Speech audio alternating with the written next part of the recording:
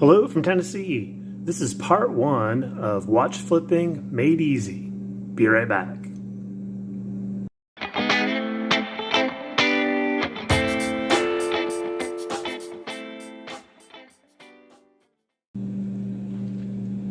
Okay, so I decided to break this down into two parts so it doesn't run too long. And in this first part, I'm going to talk about flipping some watches last year, as well as have a little discussion on my thoughts on value retention when considering a watch purchase. First off, I'm wearing the Wise Adamascus. I'm really enjoying this. It's a lot of fun. Love skin divers. Have it on the rubber right now. I am going to put it on leather tomorrow and wear it to work. So really enjoying it.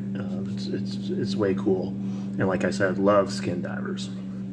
So last year, last November, I made a decision to kind of change up my collection a little bit. Kind of felt like it was getting to a number that was a little bit more than I wanted. I think I had 30 plus watches. So I ended up flipping like 14 watches. And I had in mind to go upscale, get something a little bit more mid-tier. I'm not even sure the definition exactly. More than I've ever spent on a watch before though, however. And I had a Breitling Super Ocean in mind, and I was going with that sense of purpose as I was flipping my way to that. So I would say 1 or 2 days before I decided to make the purchase, I had priced the BSO through a authorized dealer, got my pricing on it, was getting close to ready to go on it, slept on it, and then changed my mind and ended up getting the Oris Aquis Caliber 400. It was fairly new at the time, and I was just mesmerized by it. I love the blue dial, the in-house movement, the power reserve, the warranty. I actually originally got it on the bracelet and added the strap afterwards. The technology for strap changing is fantastic. I actually did a video on that, but that was the end result of me flipping all those watches. And I think one of the reasons I chose Oris was that I was familiar with it already.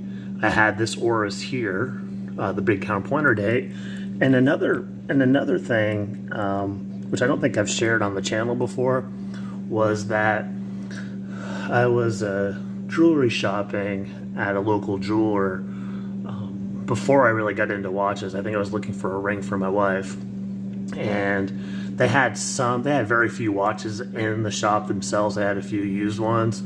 It was primarily just wedding rings and other types of jewelry.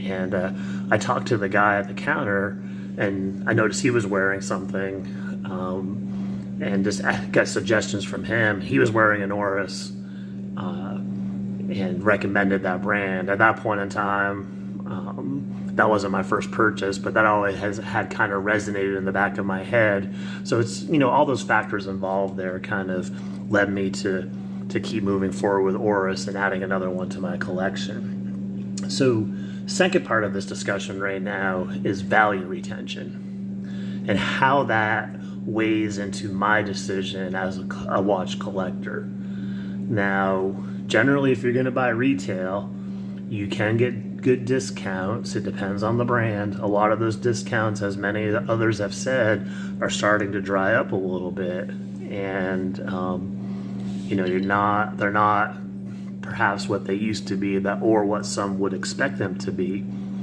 And so, while I feel like I got a good deal on the Aquis, got a fair discount at the time I purchased it, bottom line is that watch now has lost some value, and they can be had, good quality used for a fair amount less than the retail price too as well.